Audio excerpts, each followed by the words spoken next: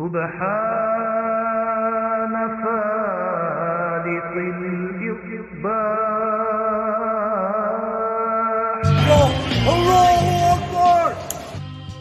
Ding dong. Hello? Yes, that's right, infidels. You found us here, channelattitude.com, Hameen Media Group, where you get the most real talk, the best reviews of all your favorite wrestling shows from AEW and WWE, Impact, and more, because we're going to break it all down with the best staff in professional wrestling at HMG. So you don't need to go anywhere else, because there's no 5 stars here. There's only $5 face slaps, infidel. Hello, Akbar! So sign up today, channelattitude.com, Hameen Media Group, and join the Hameen Army for the most real talk in professional wrestling. YOLO!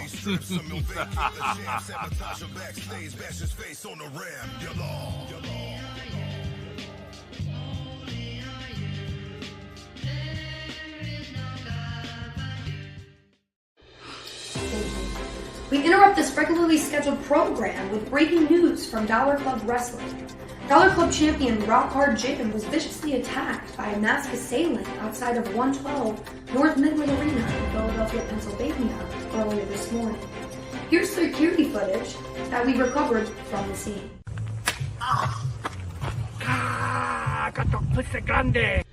After the assault, we were able to get a few words from the not-so-enthused champion via satellite. What do you call a man that attacks you from behind? I guess the word would be a coward. Well then what is the word for a man who attacks you from behind and has a mix? I think the word is little bitch.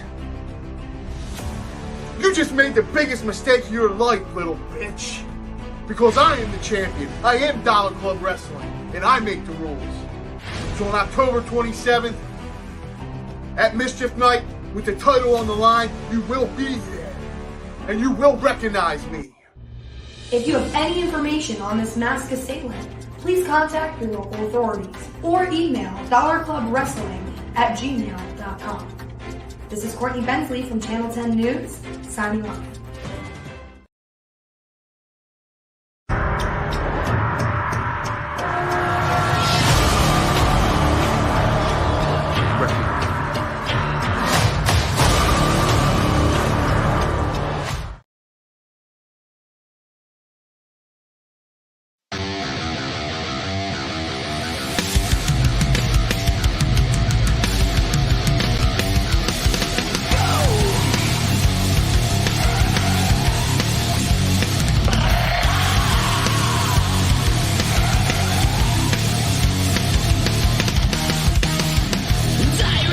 Determines destination. Which path will you take? Shattered glass, reflection. What image will you make? Did God ever see your trouble before it ever gets here? Give us the wisdom to know who we are, and the strength of courage to appear. We will keep it deadly. We will over golden law.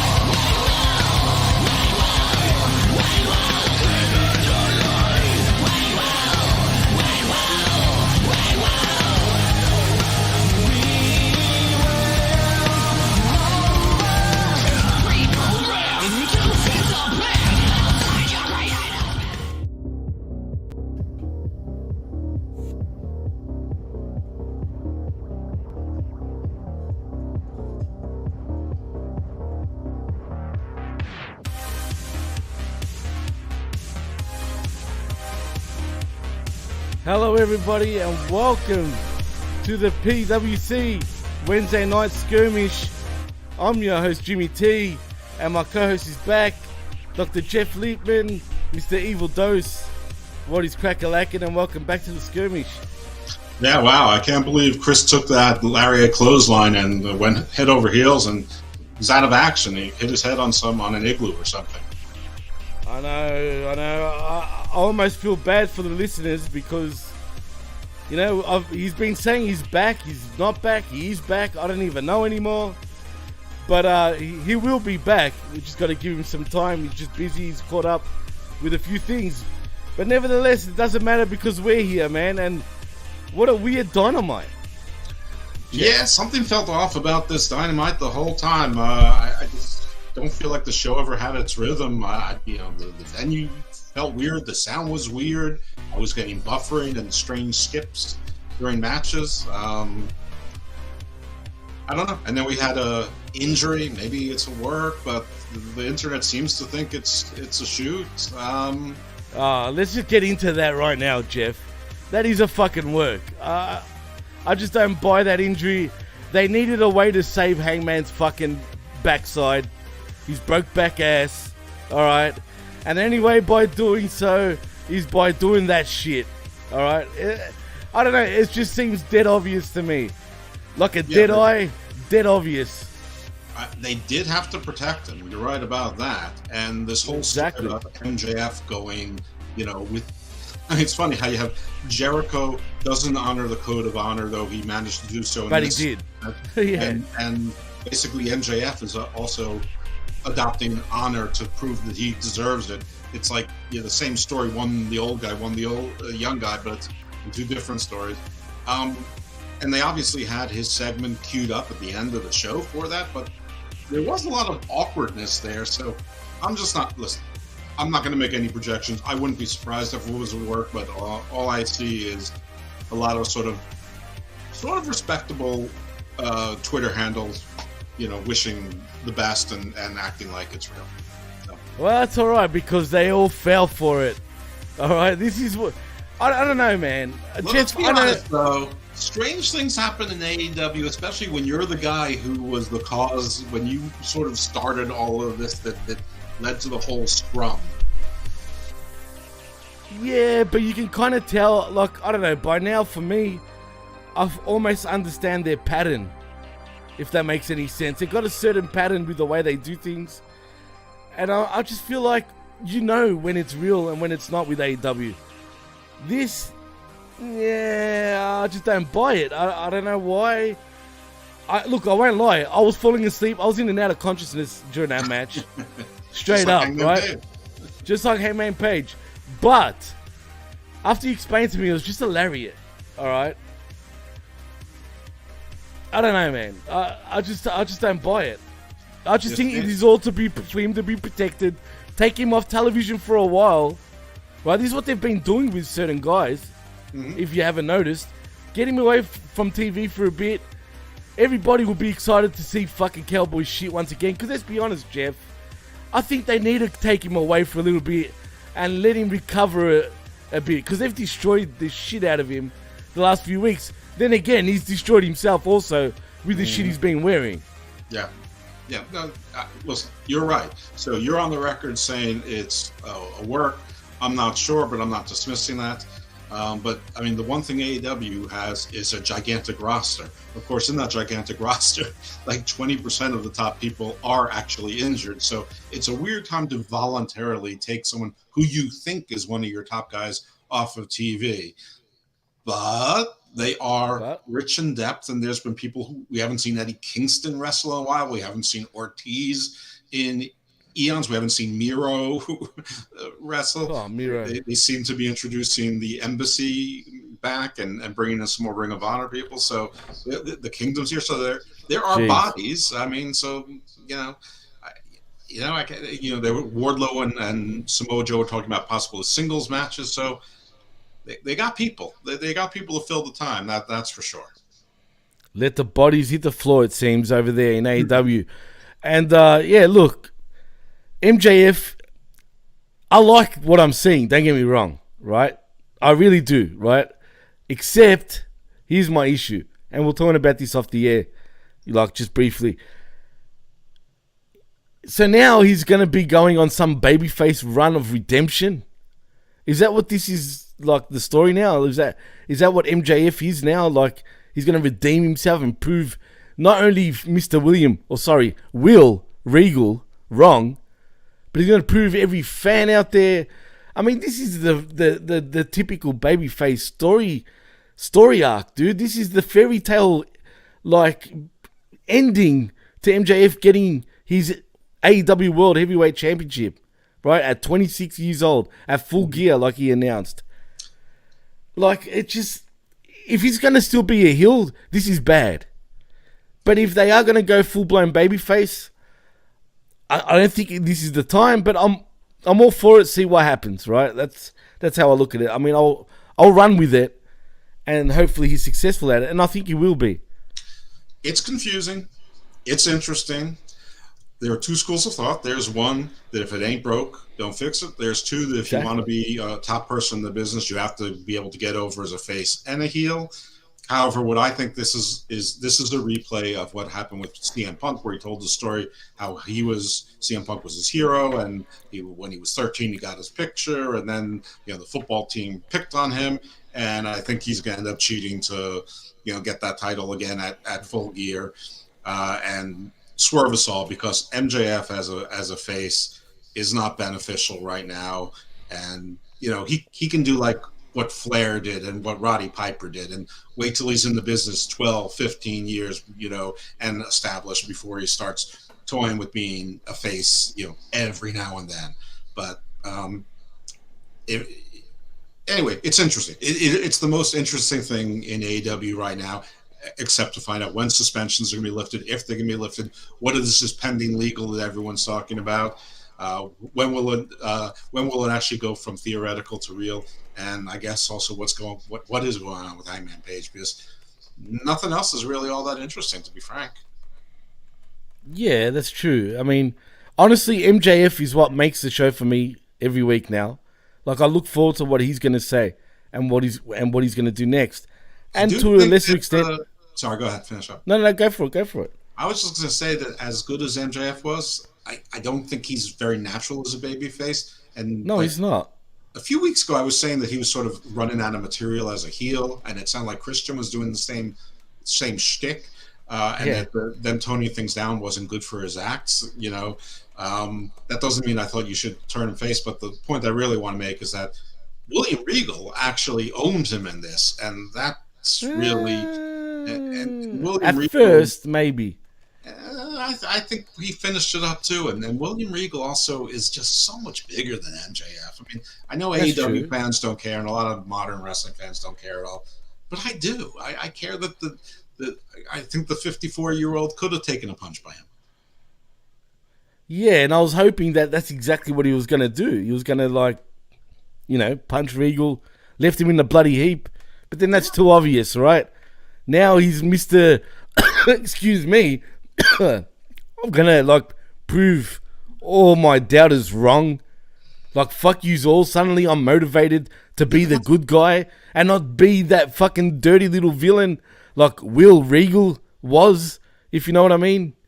Right, that's the mind game that a heel uses to get a face to make bad decisions. I mean, right. Said, if you want to prove that you've got to be the devil, he said, you don't touch Mr. Schiavone, but anyone who enters these ropes is fair game. Right. He was in those ropes. So, and he implied to hit him, so yeah. Right. So, it all seems like a double turn, but I think they're going to do the double turn swerve back, do-si-do around again. I don't like that. See, if they're going to do that, right, you're either all in or you're not, yeah? In my opinion. Facebook user. Look at that comment. That's great. No, that wasn't Facebook user. Oh, really? Okay. No, it wasn't. And for some reason, I can't, sorry. There's something I wanted Professor. to do. There we go. Yeah, I don't know if Professor's on here or not. We've got viewers. Sorry? Of course we do. Oh, for sure. Smart Jimmy, absolutely. Good old Smart Jimmy. Shout out to Smart Jimmy. You're going to get me into real trouble, Jeff. Stop it. Stop. Don't worry why. Anyway, where was I? That threw me off. Doesn't matter. There was something... I like being called smart. Yeah, of course. You threw me off again, Jeff.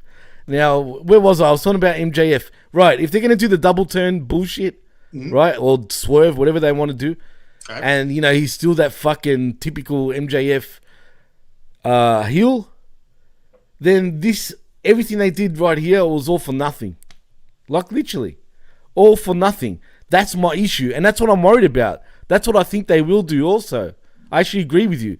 That's why just either go full-blown fucking babyface if you're going to do this shit, or don't do this shit at all, in my opinion. That's my issue. Yeah, I think he should have. I think he should have taken out the ring and clocked Regal in the back. Yeah, absolutely. Just because it's obvious doesn't mean it's bad in wrestling. Because Right. wrestling is a bit of an obvious kind of thing. So, like they say with best friends, you got to give the people what they want, and nobody really wants best friends. But Right. I would have wanted to see that, and then there would have been, more heat for this because it's Full Gear's in what, 3 weeks? November I think it's that month. 4th, I think it was. Was Yeah, it I think 4th? Oh yeah, it's November 5th, right? So it's in 2 I weeks. think so. I think so, yeah. Fuck, 2 that weeks. feels a lot quicker than usual, though. It feels like they've got... Don't they have pay-per-views every 3 months? But They lately do. it feels like they've been on a lot more regular. Well, that's because they build up all these other shows like Grand Slam, and then Probably that, right. Clash at the Lake or at the Lake, Battle Clash of at the the Lake. We've had two Battle of the Belts. Sausage at the sizzle. We have Forbidden Door. There was a Ring of Honor pay-per-view. They announced Sure. another Ring of Honor pay-per-view, Final Battle, December 10th in Arlington, Texas. Let's get into Ring of Honor, actually, Jeff. I'm glad you brought that up because it seems, maybe we're both wrong. Maybe we got to eat our own words here, but it seems like TK might have actually found a destination for Ring of Honor television, it seems. As a matter of fact, you can almost confirm it, Jeff. Well, that's the word, but I'm not going to eat my words because streaming is not television. Streaming is streaming. Yeah. And it True. doesn't get the same money as television. So is HBO Max better than Fight TV or BR Live or DAZN, or Pro Wrestling TV? Yes, it almost certainly is. Is it a good synergy? Is it more leverage and security with the Discovery family? Yes, it is. Of course, they're $55 billion in debt, so maybe not. Yeah. They're probably too big to fail. But, good. Listen.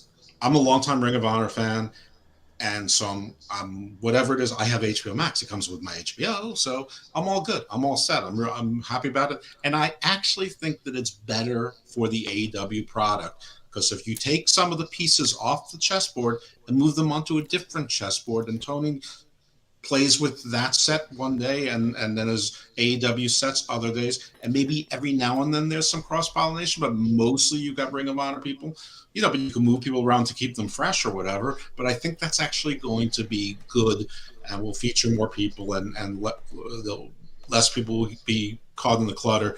But we were right that Flying Brian didn't show up in Cincinnati. Yeah. And there was no Metheny 2 Electric Boogaloo. Yeah, no, you're right. It's funny. And you know what? I also want to touch on with HBO Max. The only thing is, for the international audience, I don't think HBO Max is all over the world, for example, right? HBO is, but not HBO Max. Oh. So, I don't know how that affects, look, I've always got my ways of watching. I'm always going to watch it no matter, obviously, right? Of course. But You're Jimmy T. Exactly. But in the broader aspect, people that don't know what's going on, do you think it might be on, say, Fight TV?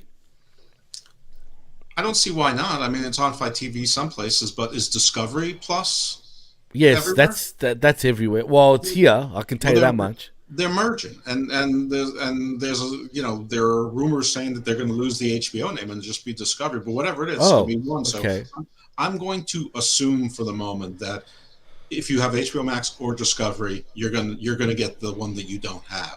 I'm assuming I don't have Discovery Plus. I don't pay for it; it's available. But I'm going to assume that I'm going to get the Discovery Plus content that will survive and merge over. I'd keep the HBO name if I were them because it's got a lot of prestige. But it is Discovery Warner Brothers, so they probably like their name. I mean, I don't know why they can't just say Discovery on HBO or HBO presents Discovery or whatever. But that's for their marketing team to figure out. I guess they want fucking Discovery all over the place. But then again, they also flashed out, and this has nothing to do with pro wrestling, but it has to do with TNT in particular. But they splashed a lot of cash on Charles Barkley re-signing. Apparently he's getting paid over $300 million in 5-year contract, dude. That's a lot of money.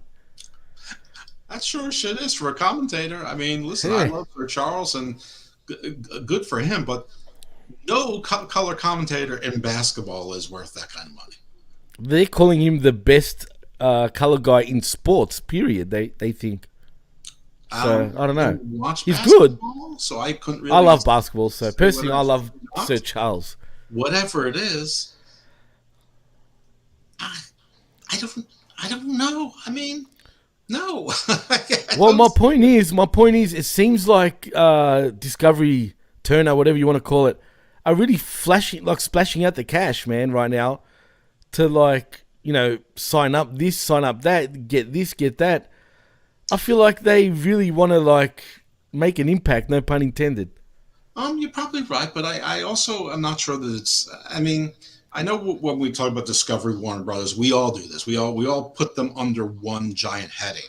But whenever you watch any program, a movie, or whatever, you see tons of production houses, and they all have their own separate budgets and their own separate budget lines.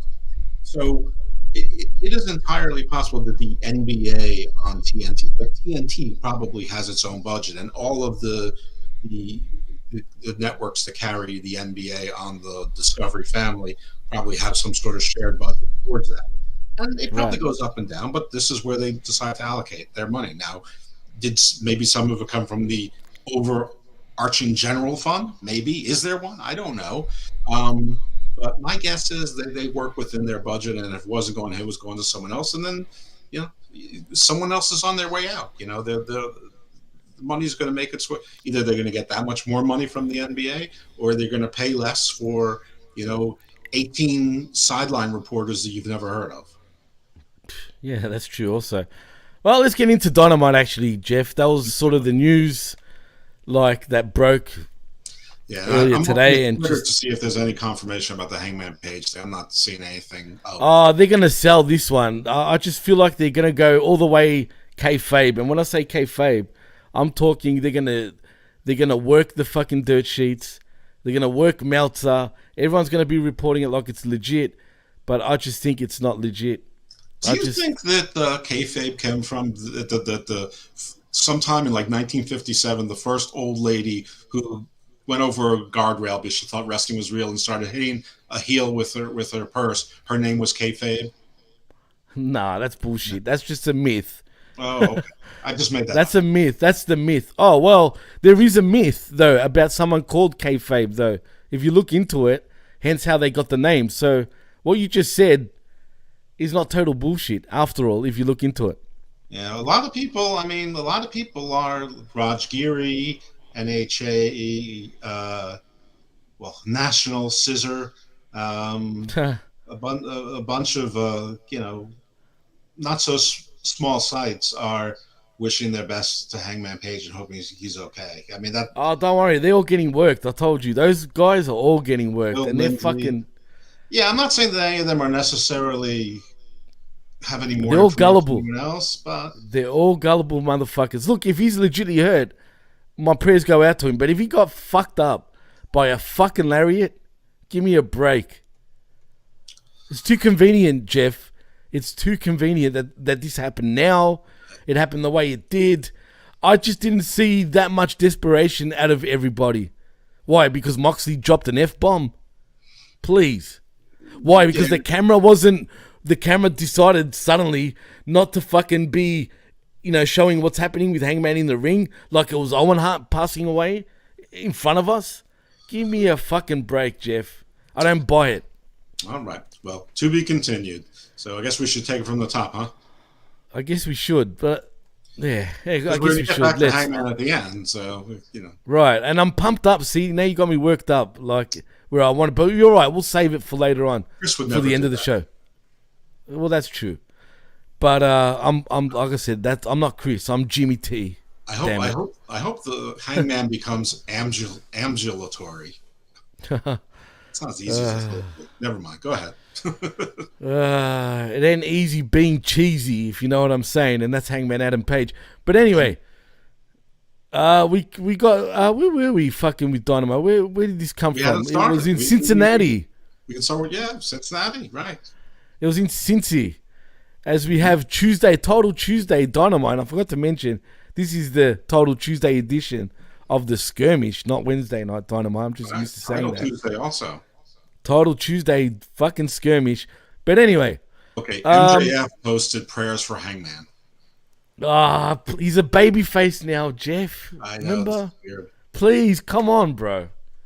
Come on. See, now you got me talking about it again. MJF posted that, so now we're going to believe that shit.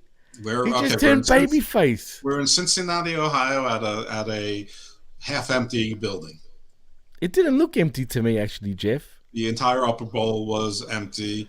On the hard cam, they only had like the first 12 rows with people, and on the sort of the 2/3 cam, they were usually careful with the shot to not go above like row 20 because there was nobody up there. Well, speaking of nobody out there, we have best friends Chuck Taylor, Orange Cassidy, and Trent Beretta as your trios champions versus Death Triangle, Impact, Penta El Zero, M, and Ray Phoenix for your AEW World Trios Championships. This was a fun match. I actually liked it, considering who we had in there. I know what you're saying, but Phoenix was the actual star of the match. Actually, for the first time, I believe, we saw the best of Phoenix in a long time. Actually, Jeff.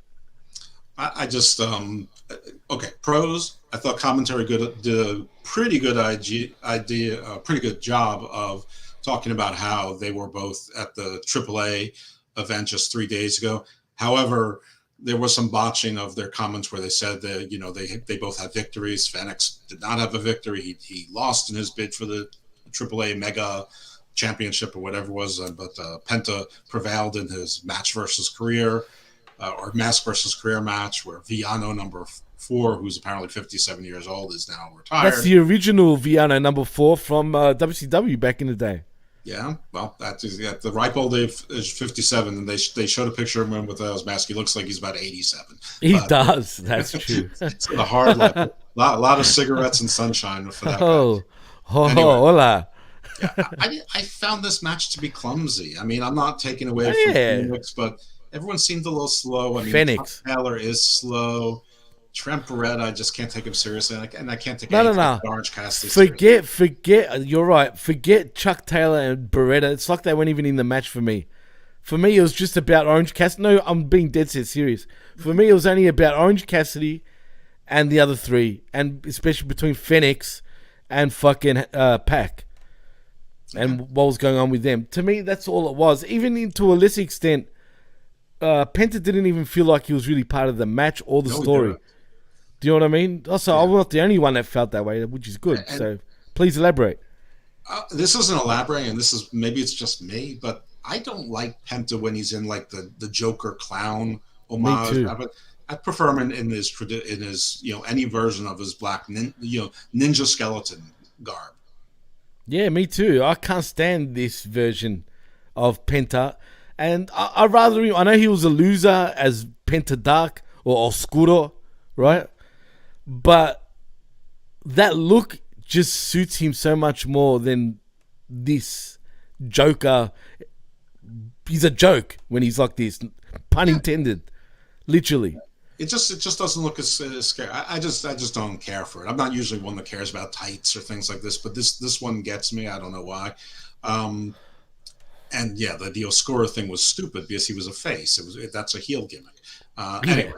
I mean, you're right. Phoenix is Phoenix, and when he's on, he's on. I mean, I just never see someone work so hard for like an arm takedown, like an arm drag. He'll do like 8 turn flips to do an arm drag. I mean, it's like no one's ever lost a match to an arm drag. No, you're right. Yeah, that was. I will say the finish was kind of awkward and weird. Like it wasn't meant to be the finish. It almost felt like. Yeah, which was weird. I don't know what happened there. The whole match, like the kicks didn't seem to be like they all seemed tired. Like even the triple drop kicks, you could tell like nothing barely connected, and there was a lot of no selling as there always is. But listen, I'm glad you enjoyed the match. I didn't. In all fairness, it's going to take a lot for me to enjoy an Orange Cassidy and Best Friends match, no matter what. And I'm not really digging the Pac is a bad guy, but Phoenix and Penta are faces and want him to behave himself better. Yeah, look, obviously they're teasing something. I feel like it'll be between Phoenix and Pac, obviously. Even though at the end of the match, I did feel like the energy totally changed with Pac. Like, suddenly he was cool with him, legitly. Like, even though it's storyline, I felt like they're just going to move on from this, and it's like it never happened. It's just we're getting the same story with Swerve and Keith Lee. I mean, Yeah, well, you're right. It's true. But the Keith Lee Swerve thing is just retarded to me in many ways, because I'm getting sick of Keith Lee. Well, settle down. And he's got to stop eating while fucking like doing something backstage or being on television. Stop. No. I don't care if it was an apple. Thank God Swerve took that damn thing off him, man. Like, I know it's an apple and he's not going to gain weight from it. It's just the image of him eating all the time sort of makes me a bit funny about him. Because think about it. He's always got something in his mouth. Every week, it feels like. Yeah, that is sort of his thing, I guess. So what is he, the smart fucking apple fucking guy? Well, he's always the smart guy, but, you know, an apple day keeps his doctor away, so he's smart. Maybe he's the teacher. Well, not fucking Keith Lee, man. Not Keith Lee. An apple a day still keeps the doctor arriving to his house, it seems. Like you said last week, he doesn't wrestle week in, week out. Maybe you're onto something. Maybe he is, like, unhealthy here and there. Who the fuck knows? Could be. Yeah. So this first match, so the champions retain their trios titles. No title change here. I don't think anybody was expecting one. Nah, not at all, man. Not me, anyway. And I'm sure you didn't either. But we come back from that match after the break as we get a video package for the world title match of Jon Moxley talking about what it means to come back to his hometown as champion, and Hangman Page about what the match means for him. And then we go to another break. Yeah, Moxley, you fucking got the fuck out of Cincinnati and went to Vegas, man. Give me a break. All right, just saying. Who wouldn't make that choice? But yeah, I guess. Like the show, they were like strange commercial break times, and there was like they seemed to have trouble with the timing of it. Like they weren't off with the timing, but they put the segments in strange orders for the timing. There was one segment that I can't imagine they planned the Jay Lethal Derby thing to be so abrupt, but we'll get to that. I almost want to get to that. You know what? I just want to say one thing. AEW as a whole, all of them, most of them, not all of them, but say about 80% of the roster don't know how to fucking do a worked punch or a fucking worked kick. And it annoys the fuck out of me, especially after you see Jay Lethal do a beautiful worked punch, which looked like it full connected right under his chin there. And I'm talking about Darby Allin. That's how you throw a worked fucking punch. But half these guys and girls don't know what the fuck a worked punch even looks like, let alone throw one. You're 100% correct. And you know what? If you don't know how to do it, don't do it, because you're not supposed to throw punches anyway. Use your forearm. Yeah, exactly. Spot on. Anyway, let's go back. As we come back from the break, we get Dr. Britt Baker, DMD, saying she's disgusted that neither she nor Jamie Hayter are the interim champion. And Jamie says by the end of the year, one of them will be. Britt says to drop the interim, and Hayter says Tony time is over. Mm-hmm. Right. Yeah, taking little veiled shots of Thunder Rosa, huh? Yeah, what's going on with her, man? I'm not even hearing anything about her being injured anyway. She's bragging online, apparently, that she's the real champion. I don't see shit, actually, Jeff. Yeah, and Tony Storm is saying, well, you show I'm doing the work. It shouldn't be, I mean, Tony, meaning Khan, really needs to he needs to lay some rules down. I mean, if he didn't learn from the men, and he can't enforce it on the women, especially like Tony Storm, who's basically brand new there and, you know, is considering another career. If he can't keep her in check, there's no one he's going to be able to keep in check. 100%. You really can't, man. The inmates are literally running the asylum. But anyway, we move on to our next matchup, which is for the interim AEW Women's World Championship. Well, you know what? Hold on. He just extended Moxley and gave him other duties. He just extended Jericho 3 years and he gets other duties. He's pretty much EVPs. They're pretty much EVPs now, the new EVPs. have them go to Tony Storm and say, yo, shut the fuck up. We're going to talk to Thunder Rosa also. But whatever she says, just shut the fuck up. Yes, you're the one people are looking at now. And you're the one we're looking at now. If Thunder Rosa wants to hang herself, let her hang herself. You be corporate. I agree with you 100%. Always has to happen, doesn't it? My phone always has to ring. During a fucking show, you'd think people would understand. It's bananas are us. Jimmy speaking. We peel them, you eat them. But anyway, I've done it the other way around. It should have been, we peel them, you eat them, Jimmy speaking. Mm-hmm. But here I am. I'm back. What if Keith Lee was on the other end and said, I'd like a banana and do it?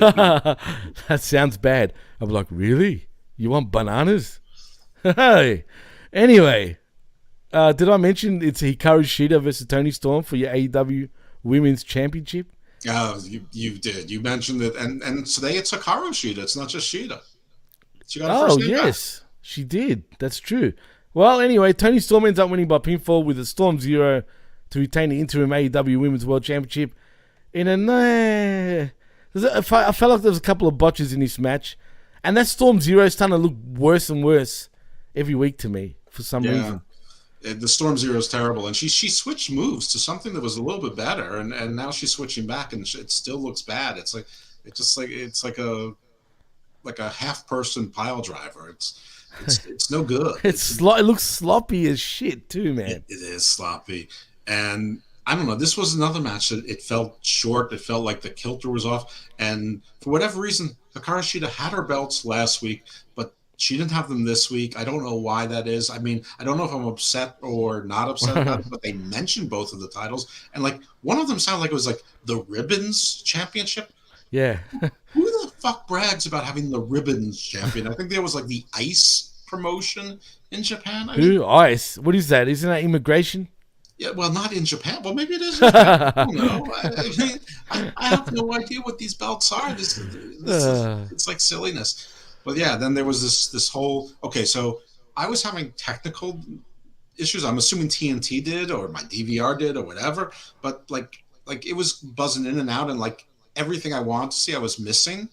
But really? I didn't bother to.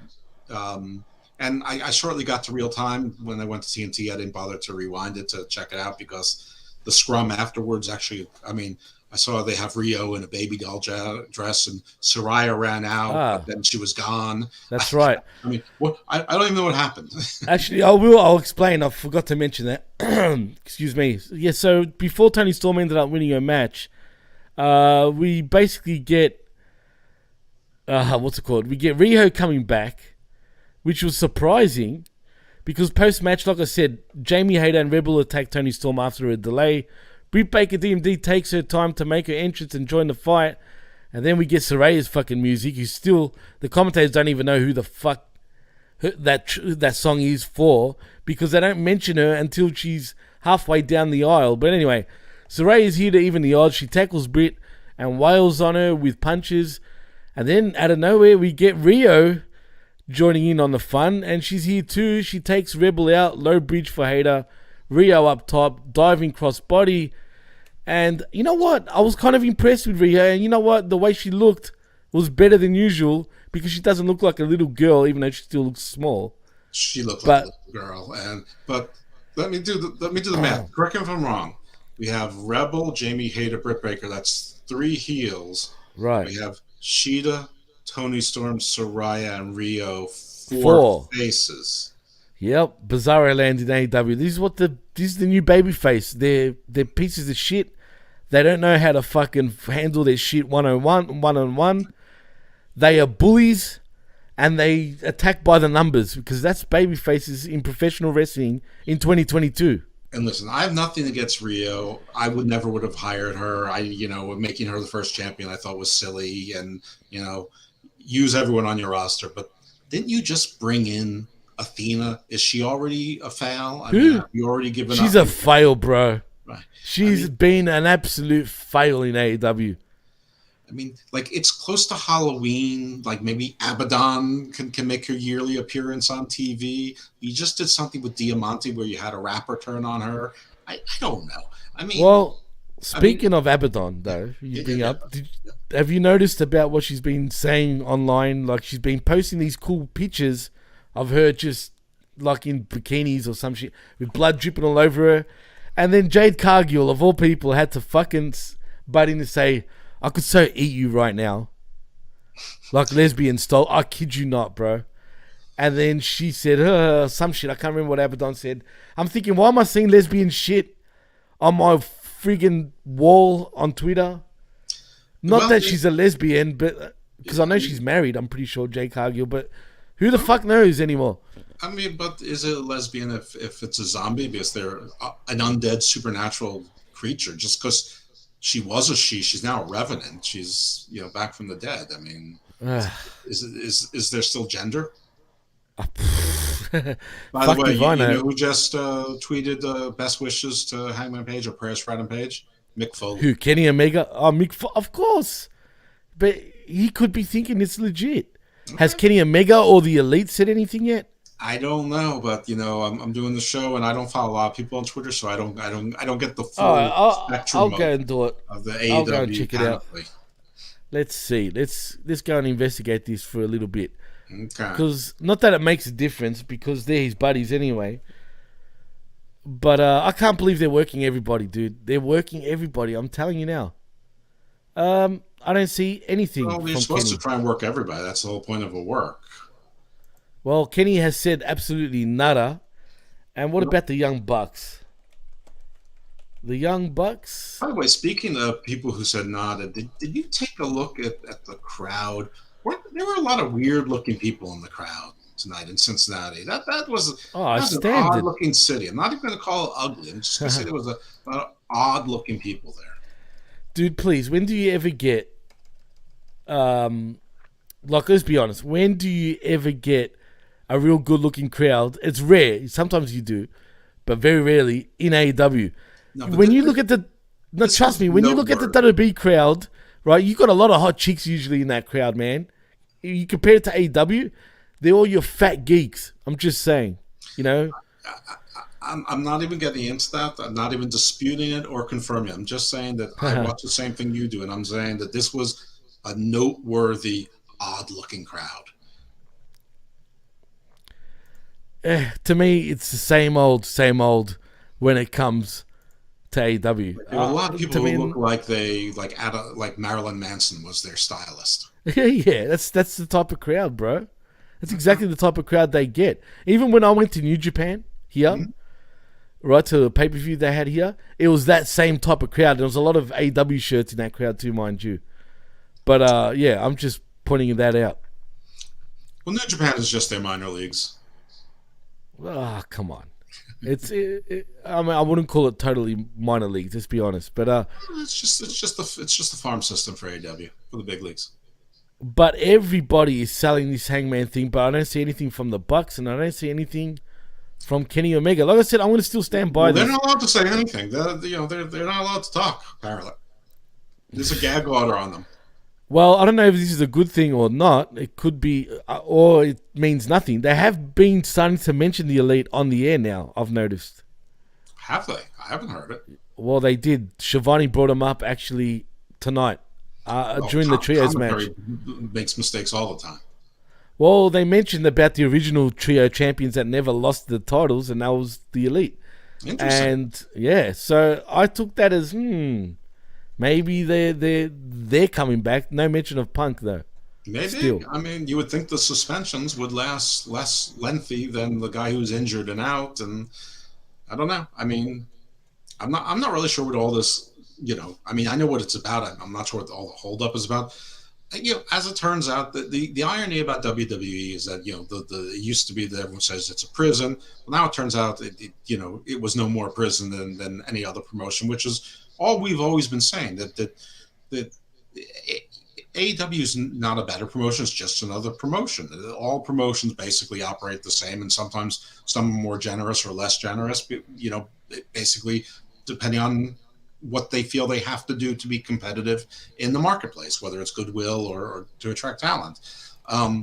But it turns out that when you have those 30-page contracts and there are rules and there's a history of enforcing those rules, people know how to behave and how not to behave. And it isn't murky when something like this happens, what's going to happen. So everything gets frozen in time and there's 4 to 7 people not on TV, which maybe you would have put on TV had you had a course of conduct and clearly delineated rules, that everybody that was tied into this wouldn't be, frozen. Not that I really mind it. I don't miss any of them. Well, look, I'm a big Kenny mark. Obviously, I've said this a million times. So, I mean, look, it's not like I totally miss it. They're not that missed off television because of people like MJF. You know what I mean? And to an extent, other guys can get chances. But who have they really given any chances to? Any new guys, that is, to be up the upper echelon of the card? Nobody. Really. Nothing's really changed with or without the Elite. Well, I mean, things don't usually change, period. All right, so let's see. This PWMania.com is saying that Adam Page was injured. I'm not buying it. What? Okay. Still not buying it. Okay. Do you remember when Sandman was blinded by Raven back in the day? I didn't watch ECW. Oh, you didn't at all? The only time I saw any of those clowns is when they were the Flock in WCW and for a little while when they did that fake, stupid invasion in WWE. Wow. I'm surprised. I tried ECW a couple times. I'm like, this is crap. And I stopped. It is kind of you either loved it or hated it type of promotion. You know what I mean? Very much so. Yeah, anyway, that's for another show. I'm not even going to bother going into that. But the point is, Sandman sold that shit fully. He would go to the store, to the corner store, whatever the fuck store, or to a mall. He would literally be wearing like eye patches. He'd come out with a walking stick. Legitly. Sold that shit for 6 months. Like he was legitly blinded by Raven. And then he came back after 6 months like he recovered. The point is, I just feel like this is what they're trying to do, and it's starting to fool guys like Mick Foley. Man, I hate to say this. You can work a worker. I've done it before. I'm not going to mention who. But I've done it before, yes. I've done it before. You can do it. You can pull it off. They get more paranoid sometimes, more paranoid than you think when you try to do a program. And if your promo is that great, generally, right, they sometimes can fall for that shit. So I'm just saying. But, so it's possible, man. Like I said, I need to look at that properly. I almost want to see, like on YouTube, if there's a clip of it. Because every time we try to get away from it, you bring us right back to it. So we're going to get there soon enough. True. I just want to see how bad it really truly was. I'm just curious. I've got to see. All right. Well, why don't you tell me what the next segment is, and I'll talk about while you're looking. Well, it's on right now. Okay, I'll tell you in a second what the next segment is. That's all right. I can get into it. Are you sure? Right now, our live listeners are watching you look for something to watch. Well, yeah. Well, we get Renee Paquette interviewing FTR backstage as Dax Hardwood talks about their tag titles and how all these titles paint a lot of targets on their back, but ultimately they want the AEW tag titles. They have to win them or Cash Wheeler won't be able to live with himself, as we get Swerve in our glory holes rolling up with snacks. See, with snacks. And Shane Strickland berates FTR for prioritizing other companies after months of being contenders. Lee blows up on him and says for once he agrees and they deserve a shot at reclaiming their titles. Then FTR challenged them to a number 1 contenders match next week, and Keith accepts because that's what you do when you're number 1 contenders, man. You give it up to possibly losing it. Smart business, FTR, you idiots. Yep.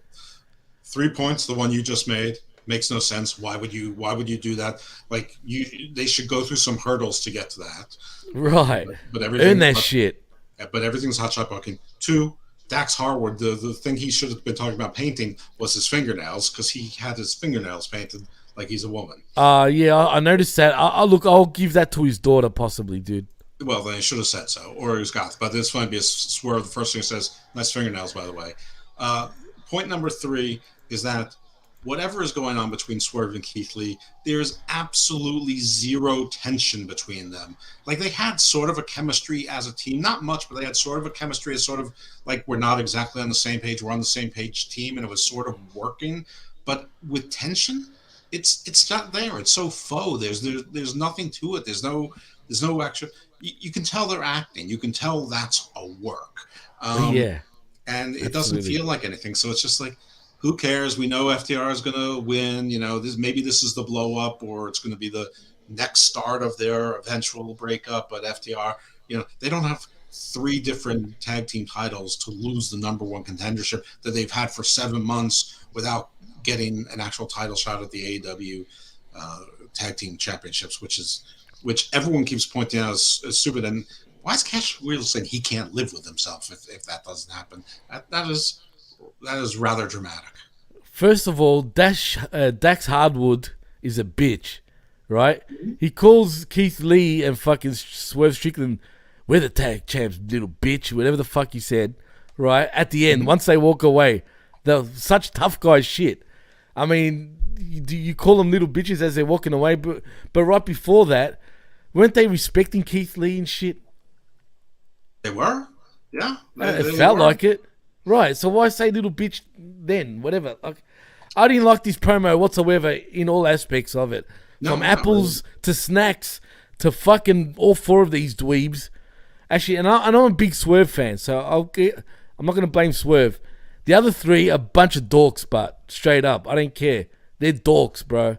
No, Swerve's playing his role, and the only thing is he's not mad enough at Keith Lee, but he's like, what'd you just do? I mean, I was even confused. What did he say? I legitimately didn't understand what he said, and then when Swerve said that, I was like, yeah, that's how I felt. Yeah, What he the said, fuck we'll did give you he a match, say? and then they said, indubitably. But you know what's getting sadder is that when Swerve says, when you're in whose house, and you don't hear anyone saying Swerve's house, and he pretends like, yeah. And he has to pretend that we all heard Swerve's house. Well, it's the first time it was loud, but it's getting progressively. It was very loud. And you know what? Yeah, but you know what? If you're going to be a heel, stop fucking doing that shit. Oh, well, you know they like to have betweeners and cool heels, and nobody's the villain in their own story kind of thing. Again, this is what's annoying about this fucking company. It's ass backwards. Like, it seems so unorganized, Jeff. It's probably the best way I can put it. Again, I always used to call this... Sorry? You know what I have to say to your comments?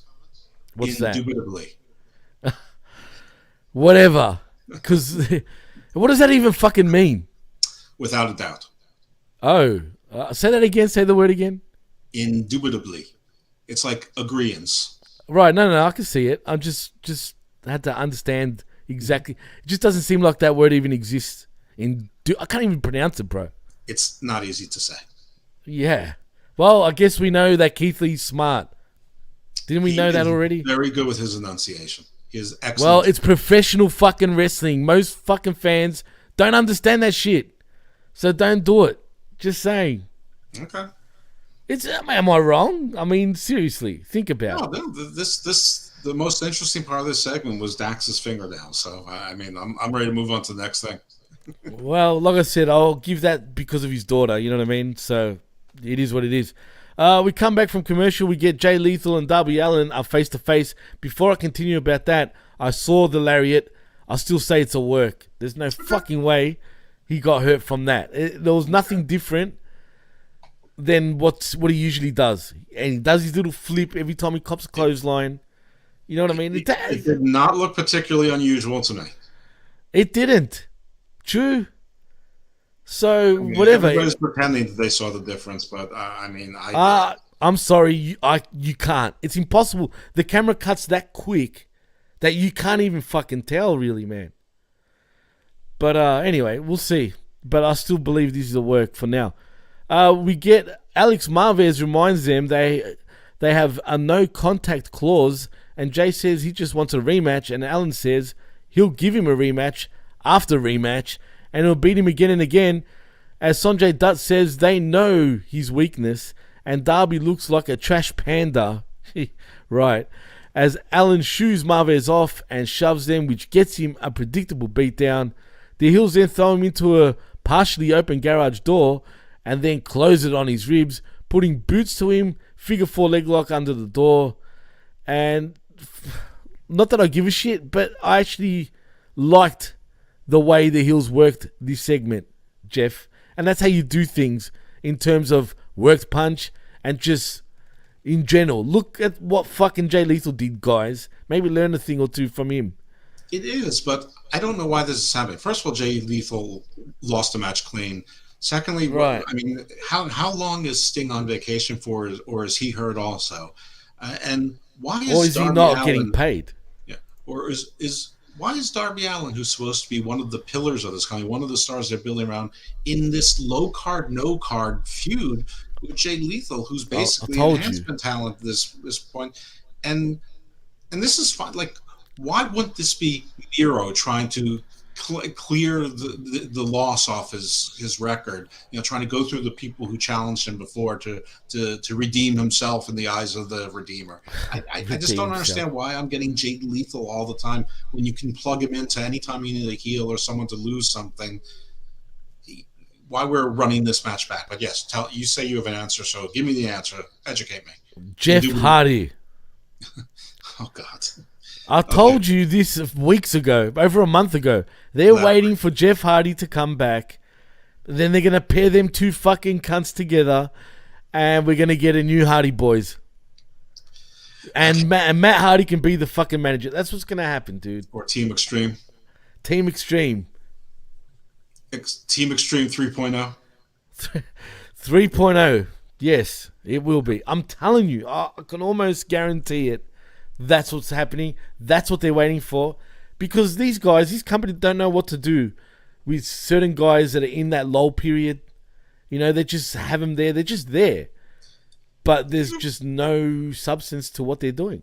But you would think that you go through Jay Lethal and then what you get is the giant Satnam Singh, but he can't wrestle worth dick. But if he could, it'd be, Darby against Satnam Singh would be a sight to behold. I think it'd be an awful match. I mean, it's like the Great Khali versus Rey Mysterio Jr.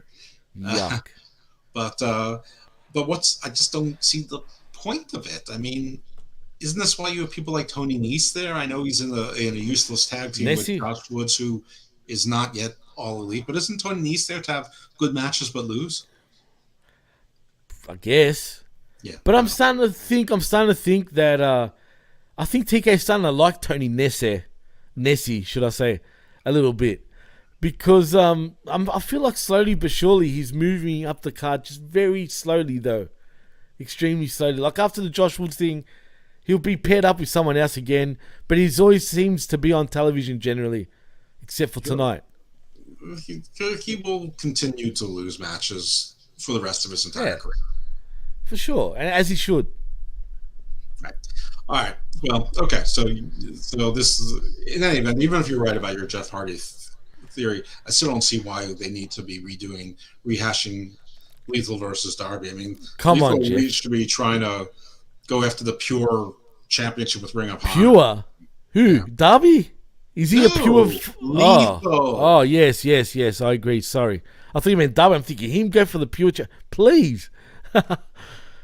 Yeah. No, you're right. I agree. Jay Lethal, definitely. But look, Lethal's still got a lot to offer. I still enjoy seeing him whenever he's working. I know you love Lethal so much. I don't get it. It's just from what I saw once upon a time. Trust me, he's a perfectly good workman. Oh, definitely, he's a great hand. That's exactly what he is. He's a great hand. Right. I just realized that not a soul from the firm was on this episode. Oh, yeah, because they went bye-bye. Remember Daddy told them to fuck off the week before. And the Trustbusters, knowing they're there. And I did figure out, though, why the firm had to acquire the Hardy and the Private Party. I think they're working out a resolution with Andrade and his release. And so there can't be any Andrade family office if there's no Andrade. Just blow this shit up already. Seriously, just forget it. It's done. It's dusted. No more family office this. No more family office that. Well, you know what? I'm so generous that I'm giving the Hammerlock Hangover Khan exclusive gimmick to the PWC. You got yours for Jeff Hardy. I've got mine for Andrade. They're working out a release. So there we go. There we go. Well, you'll see. We're probably going to both be right. Well, we're both. I think I'm right. I actually think you're right because that's truly what Andrade is trying to do. Like, there's no ifs or buts about it. Anyway, the interesting thing is that I didn't see Darby and Jay Lethal face to face and the punch you speak of. When I saw it, it was straight to him being under the loading dock garage door being closed on him, and then the figure 4 being put on him. And I went back on it, and that was how my commercial break got to it, which was both on DVR and live. So it was so that's why I was complaining about it being abrupt. Had I seen the face to face, I mean, that would be a little bit strange too, but I don't think abrupt would be the word I would have used. I was impressed by just the worked punch of the way it started. You should check it out. You understand what I mean. It's nothing. It's just little things that, sometimes the little things just make things so much more better. You know what I mean? When it's done, when it's executed properly. Unlike most of this roster that just doesn't know or doesn't care how to execute certain shit, and they just continue to fuck it up every time. It's just me, though. Maybe I'm being too much of a nitpicker. No, I mean, work punches should be something that people can do. And again, as we mentioned earlier, if you can't do it, there's ways you could do the form, you can do the elbow, you can turn into a clothesline, you can do slaps, you can do the Cesaro uppercut. I mean, there's a whole bunch of options. It's not like you have to do a worked punch. No, there he goes again. I'm still here. Don't worry. Your DoorDash business is really blowing up, though. Stop it, Jeff. Stop it. Mm-hmm. What can I say? I'm a popular guy, Jeff. People want exclusivity. Exclusivity. That's why it's Jimmy knows best, because I know. Trust me. Okay. I know everything, Jeff. I know everything. All right. But you know what? Let's move on, though, because we get William Regal in the ring, who's being interviewed about the Blackpool Combat Club's title matches. Yep. And then we get Maxwell Jacob Friedman interrupting before he can get more than about 3 words out, that he's Regal. Mm-hmm. Regal gets his brass knuckles out, but MJF tells him he can put them away. He's just here to talk. He wants to tell a story, and William is going to listen to it, no matter how long it is, because he owes him that. Friedman then asks Cincinnati to bear with him, and then he begins. He says he was 19 and training, and he got pulled aside by his trainers, Pat Buck and Brian Myers, and they said, congrats, your hard work paid off, and he got some WWE extra work. It may not sound like much, but it was an opportunity, and he packed his gear and his best suit and drove off to it. He and the other extras lined up, and William Regal told them they were going to have a pre-show tryout matches. They were set against a random opponent. MJF was set to go second, and the onlookers were as follows: Arn Anderson, Dean Malenko, Adam Pearce, and William Regal. Other than Pearce, the rest of them are actually in AEW right now. The first match locked up, and then the bell rang and told them to get out. Max was shaking like a leaf. He knew he wasn't fighting for a contract. He was fighting for his life, because professional wrestling is his life. When the match was over and he was soaking wet, victorious, and the coaches looked at him like he had 8 heads, Regal led him into a room and told him he had 3 minutes to sell himself, and boy did he. By the time he was done talking, William's jaw was on the floor, and then he'll never forget what Regal said. And Regal said, "Kid, I'm going to get you a job today." And then he realized he'd never be booked as a 5'0" ADD riddled Jew boy. He was going to be a WWE superstar. And then Regal asked, how old is he? Friedman said 19. And William told him, sorry, you're too young. But he gave him hope, and he said he puts his name on somebody, they get signed.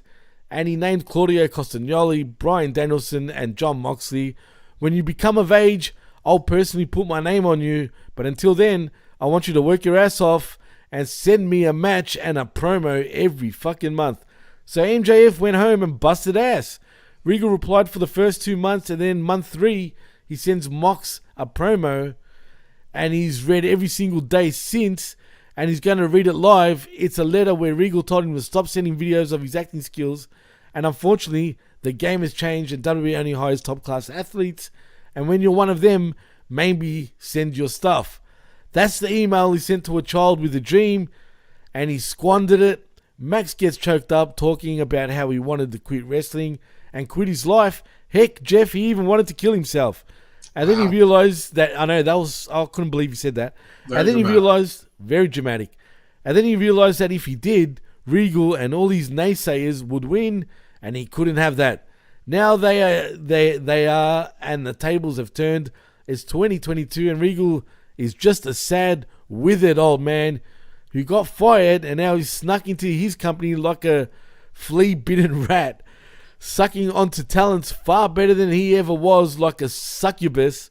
And MJF is 26 and a generational talent who his former employers would be willing to kill for in the bidding war of 2024. He wants Regal to look at him nice and good, and he reads that email every day whenever he needs a good, hearty laugh, because that's what he's become. Nothing more than a joke, whereas Max is about to become the AEW champion of the world because his name is Maxwell Jacob Freeman, and he's better than you, and you know it. Jesus, that was long. Well, we get a response from William Regal. Regal responds saying he had to fight grown men at 16 to break into this industry. He saw exactly what he saw then. Now he sees somebody who he knows is going to be a big star, and he wanted to light a fire under him. And we live in a world where you can't be a teenager getting smashed by huge men. If a bloody email is what it took to get MJF here, and he held on to that for 7 years, he's had it easy, sunshine. And that's exactly it. He's had it easy. They spent several times together that MJF needs to practice promos, talk every time he brushes his teeth, so that when you pick up a microphone, people listen. He says what an incredible talent he is, and before Friedman was born, he was insulting Mr. Schiavone and beating people up, but he'd never put a hand on Tony because he's a decent villain, and he knows Schiavone isn't part of the game. He knew Max had it in him, but he's let him down because he's taken shortcuts. He hasn't proven anything yet. Just because he's getting paid lots of money, that doesn't prove anything. He pays people money and uses the ring because he needs them, and Regal uses the Nux just because he likes them. Max wants to be the devil, do it right, beat everybody that stands in front of you, take whatever liberties you want, but if you want to be the devil, show the damn world. Regal then turns around and asks if Max is just going to take another shortcut so he can whine and cry. Freeman puts the diamond ring on as Regal stretches his arms out like Christ-like and turns around with a sad nod of his head telling MJF he still has a lot to prove. And thank fucking God that was the end of it, because that was the longest fucking thing I ever read. It was long. And by the way, while you read it, PW Insider confirmed the concussion. Derek Sabato, who I guess used to be a referee, was praising the referee for doing exactly the right thing in the right time. I looked on his Twitter account. It looks like he's a researcher for Figure 4 Online. And John Silver posted something like for Hangman with a picture of them hugging. So I don't listen. If this isn't concussion, it's borderline a work in bad taste at this point. It's a fucking work with a bad. First of all, I saw that damn footage again. Right? Obviously, it was nowhere near his fucking head. That lariat, all right? They're saying he landed weird. No. Man, I'm going to play this because it only goes for 30 seconds. We can't get fucked on for it because it's short. You tell me if he lands on his head. No, seriously. You tell me. This is so dumb. You tell me if it's on his head, all right? That's all I needed. Just it looks like he landed right on his face. All right, let me show you this shit. I just saw it on Twitter with some guy. No. I know that, but check this out because I've got it already queued up. Okay. Right? Okay. So, all right, can you see my YouTube thing? Yeah. All right, now check this out for everybody to see. Hangman. Oh! Moxley the King Kong Lariat. Deck the champ. I'll play that again. Right on his head. King Kong Lariat. Bullshit, Jeff. One more time. Moxley the King Kong Lariat. His face. That make it. What'd you say? He broke the fall. You really think he landed face first, really? Yeah. Now, it didn't look like an unusual fall, but yeah. I got to see that again. Hangman. King Kong Lariat. Hangman. One more time, because the hands. Oh, man, it was the side of his face. And if it's a concussion, even worse. They're making a bigger deal than it should be. Because everyone was thinking his neck was fucked at first. Well, I mean, just because they're saying concussion now doesn't mean that it's not more than a concussion. And there are These saying ballet people, all right? Concussions fucking happen. We know they happen, but that doesn't mean it's not critical. I mean, concussion has kept Adam Cole out for the last 6 months. Anyway, I'm glad we were talking about this because I feel like we already talked about the MJF stuff at the top of the show, so I don't really feel the need to mention it further. I think you did a good job of recapping the entire segment. I mean, people are acting like this was a great promo. There was when MJF was trying to say what he wanted to say to Regal is, "You sent me an email or a rejection," but he had the word promo stuck in his head, so he kept saying, "Right. Max sent me a promo. You sent Max a promo. You sent Max a promo." No, you meant you sent me a rejection note or an email or a blow off. That, something like that. He couldn't get the word right, so it didn't make a lot of sense. And he was talking about himself as Max, which was also weird. But I thought that Regal was really better in this. And again, as I said earlier, I mean, I think this is going to be a double, a double swerve by the same guy. It's the babyface underdog, but he really is the devil, and he's going to prove himself to be the devil again at Full Gear. That's why I didn't, like when he suckered Punk in with the hug, and then bloodied him up. I mean, we all knew it was coming because Punk was wearing white jeans, but I wonder why. Yeah, but I mean, I feel like I covered it enough and don't really need to go over to the ground again. Nah. Yeah, look, like I said, I've said it a million times. I don't know, man. I don't know. I just think We'll say one thing. No, I'll say this. I think Regal was proud of him though with that promo. You could see it in his face. And as far as MJF goes, he was caught in the moment, dude, where he really did get emotional. I felt like he knew he hit that out of the park with his words, and I personally feel like he got the better of Regal because at one point I just felt like he was like, why? Because he's older, he had it easy, and that's true. He had it harder, which is true, absolutely true. MJF has come along at the perfect time to become a professional wrestler or become anything for that matter because of social media, because of the internet and all that, right? And they don't have to pay their dues like that generation did. They literally had to pay dues and they had to eat shit, literally, just to get to where they are now, right? Whereas MJF, and his generation don't really have to do that. But times change. It is what it is. You know what I mean? He worked for MLW for a bunch of years. That's true. He did. No, absolutely. And he has paid his dues in his own way, I'm sure. Yeah. Absolutely. He was fast-tracked, but he, And listen, for a guy of his stature, as he puts it, 5'0", he's done a lot with his personality and his in-ring skills. He's improved in ring big time. Yeah, he's a more than able wrestler. But it's his personality that it makes him, as he calls himself, a generational talent. And I'm not arguing with him. I think he is. I don't think he's a unique talent, but he's one of the best things right now. Absolutely right. So listen, it was a good generational promo because everybody feels like they're paying their dues, and dues is always different depending on the times you grow up in. Absolutely, facts. It is what it is. You know what I mean? You can't hate on that if you're younger or if you're older for that matter. You know what I mean? In many ways, I probably prefer, like the older way of things because it hardens you up. But then again, not everyone can handle that shit. So, it can either make you or break you, clearly. This is true. Yeah.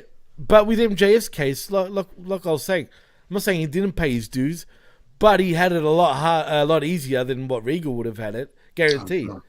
I mean, especially 100%. coming from Britain over Right, here exactly. as opposed to New York. I mean, just growing up in the New York metropolitan area is an advantage from growing up in Oh, for sure. Fuck Blackpool, England, to become a Yeah. American wrestling star. No, absolutely. And look, the internet and just everything and whatnot has opened the doors for a worldwide talent pool, literally.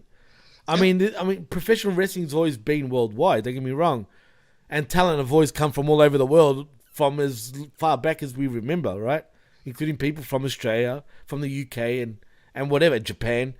But now, particularly, I mean, who would have thought we would have guys from, like, for example, Finland, even though Ludwig Borga was one of those guys from Finland back in the day. Mm-hmm. But I'm just saying, like, you can get guys from literally Albania.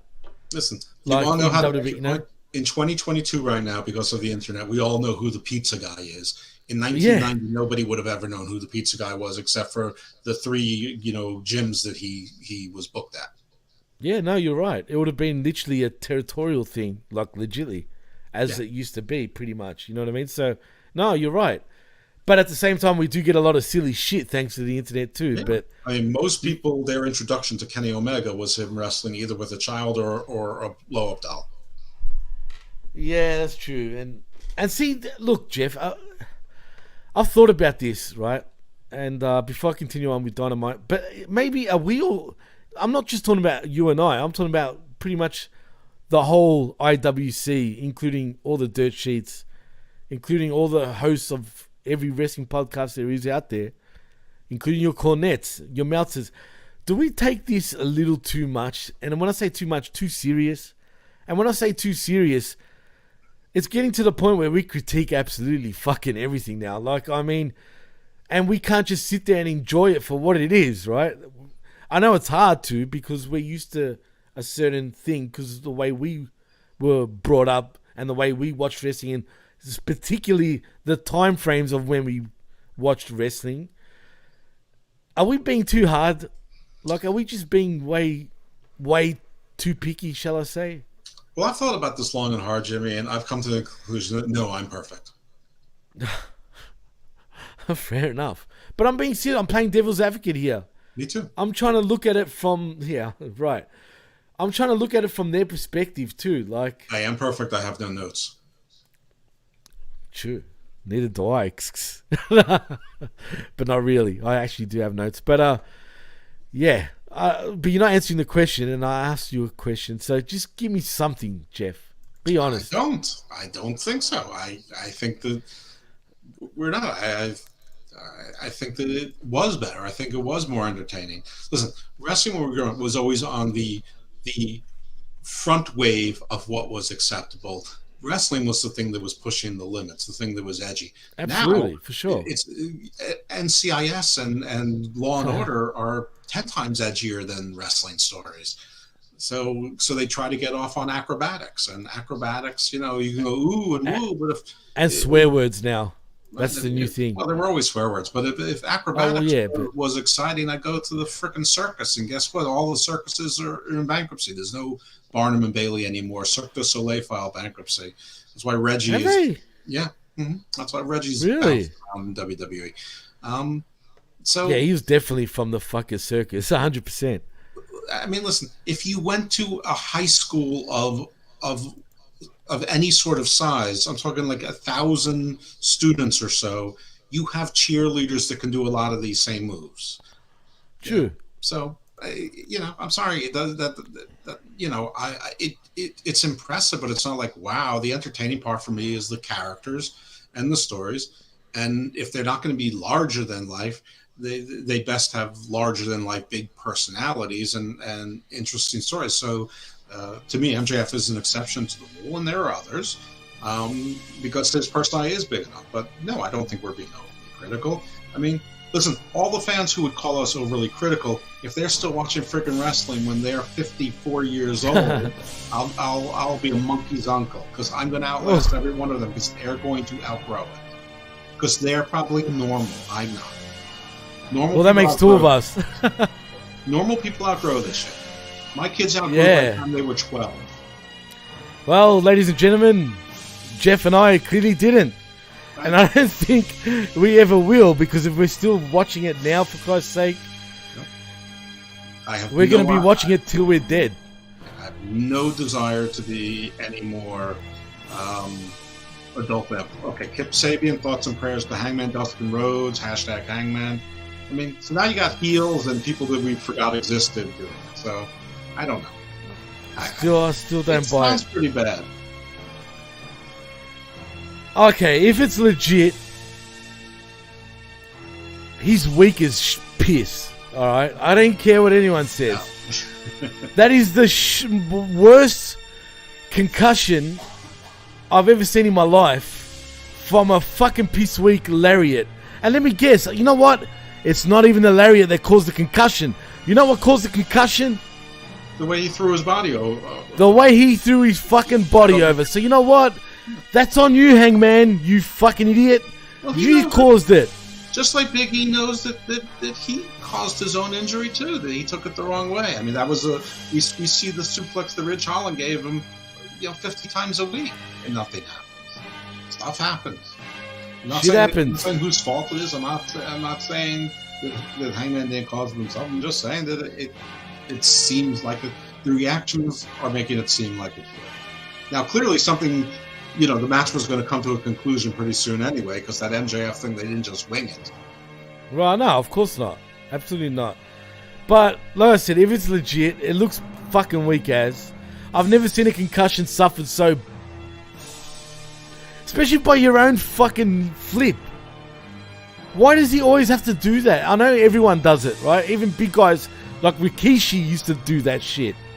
Where he'll take a clothesline and flip in the air, like, you know what I mean? I get it. It looks good, right? But when you really look at it, you can tell it's fucking bullshit. Do you know what I'm trying to say? Like, sometimes over dramatics is worse for business. And in this case, you just fucking laid yourself out.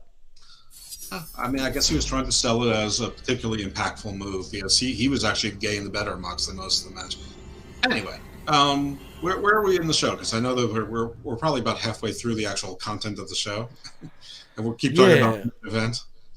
Yeah, well, yeah, you keep bringing it back up, so just quietly. But, well, and I'm passionate about it, though. That's the thing, because if it is legit, it was because of himself, and if it's not, they had to save him. Either way, it's a blessing in disguise. If it's legitimate, it's a major story. That Hangman Page, who through some of his own doing, is a large reason why CM Punk lost his mind. I mean, it would have been something eventually. Then it's karma. But right, there is something dark karmic about it.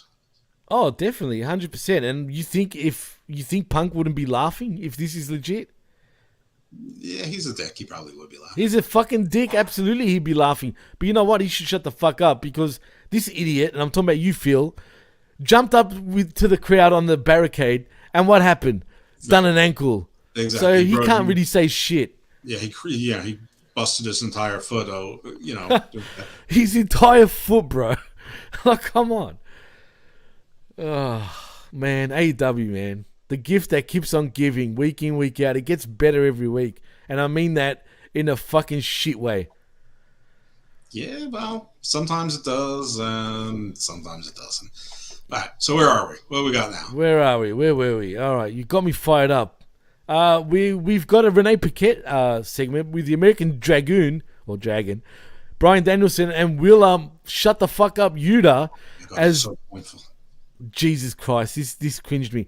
Danielson says he has high hopes for Daniel Garcia, not so much being the next American Dragon, but he can be the next great technical wrestler. Yuta is holding back and says he and Claudio saw Garcia coming a mile away, and he was clearly just using Danielson to get what he and Chris Jericho want. And he thought when he bled for the big black combat club, that meant something. It means something to Mox and it means something to Claudio, but he shouldn't have met his hero because it clearly doesn't mean anything to Danielson. And he fucking storms off like a little bitch because everyone is fucking not a man in this company, Jeff. Because he's a little bitch. He's a little bitch. The funny thing is, me and Claudio saw it, And they teased that and showed us this when they cut promos and talked about it never before. I mean, not even with facial expressions or anything like that. You just sat there and nodded. He's a snitch for throwing Claudio right under the bus. He wasn't there. Right, but yeah. And what was Claudio doing? He's not there. Was he hanging out with the Starks and Hobbs? He's like, hey, how come you guys get paid and never have to work? Hey, well, maybe it's happening for him. He's only working the Rampage dates these days, Jeff. Maybe. I don't know.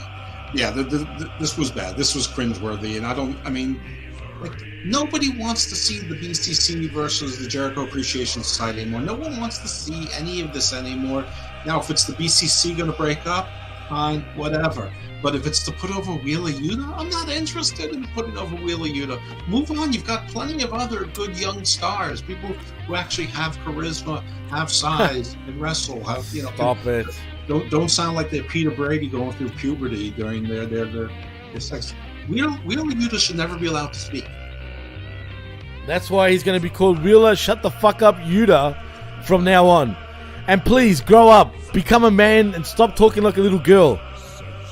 Yeah. Please, if you're going to talk... You're the worst talker. Oh, my God. Right up your belly. How did you know? You know what? I've got one. I'm getting that stressed out that I've been eyeing it off for a long time. But instead I'm smoking fucking cigarettes. Well, I know because you've been doing this podcast together for 11 years. Yeah, it feels like it. That's right. Well, it's been nearly 3 years now, Jeff. As a matter of fact. No, I mean time flies. I mean just this episode. Oh, wow. Yeah. Well, let's move on from that bitch shit, because there's a lot of bitch shit going on in AEW. Point is, speaking of bitch shit, because you know what's next? It is your Ring of Honor World Championship matchup. It is Chris Jericho, your champion, your Ocho-time champion, versus the cock himself, the Peacock. When Dalton wants it, he wants it now, and that's Dalton Castle with the boys and an extra 2 fairies, whoever they were. A lot of boys. It was funny. Look, I hated this match, really. I mean, Jericho and Dalton Castle have no chemistry. No chemistry whatsoever. So clunky. The both of them, they're built basically exactly the same, except it's like a 20-year difference in age. But well, probably not. Probably more like 15. But like because Jericho's older and everything gets a little bit weaker, and because Dalton Castle has no back, but they keep doing these abdominal, trying to do German suplexes, and I don't know. They were doing like transitions and trying to pretend they were offensive moves. This match was so clunky and clumsy. I saw people saying, yeah, Jericho making Dalton Castle look like $1 million. Oh, what? Dalton is so entertaining. I can't believe this can't be an act. First of all, if you did this act anywhere else, people would be calling you homophobic.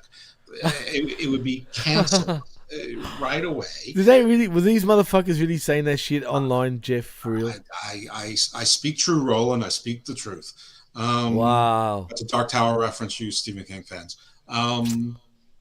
But I see you very well, Roland. But yeah, this match was slow, clunky, terrible, and the short Judas effect.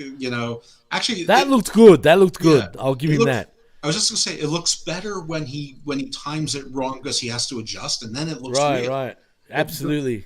I agree. That was probably the best one he's ever done, as a matter of fact. Now, I will confess this. I didn't quite understand how Jake Hager, was getting beaten out by the 4 guys, but then he could beat them up again. But he was having fun, bro. You could tell he was laughing the whole time. But then when he beat them up and he got his hat back, he's putting outside going, "I like my." I love that. I loved everything that was going on with Swagger, whatever, Jake Hager. I actually enjoyed that. I'm liking him with the purple Kanga hat and him wearing that bucket hat and protecting it, and it's like his urn. It's like, don't fuck with my hat. Yeah. What's even funnier? Do you remember the time towards the end of the match where all of the boys were on him? Right? Mm-hmm. It's almost like he's getting tickled. Like he's laughing through whatever was going on in the middle of all that shit. Yeah, talk about worked punches that stung. Oh my god! Yeah, but that in this case it was all right. It was a tickle fight. Right. They're using the feathers on him. He's laughing. The fact that he was enjoying himself made me like it. Like, if that makes any sense. This was the best part of the match. I sort of liked how they made a human staircase for him to get into. Yeah. They've always done that. They've actually done that quite a bit. I know. I've seen it a million times. They created a throne for him. Everything. I mean, I've seen. Yeah, I've been seeing Dalton Castle and the boys. I saw when he lost the boys. I saw when he had new boys. I see now the boys. The new boys never worked. No, and if people remember, the boys ended up in NXT as a tag team. Yeah, and they also work security, and I think they work security a couple times. And sometimes they split them up. Braun Strowman was throwing them around every week for a while. That's right. Anyway, so it's not like this is the first time I'm seeing this act. And it's not like I would say it's homophobic, because I like flamboyant characters. I like big characters. In Ring of Honor, Dalton Castle was a fucking big deal. I don't care what anyone says.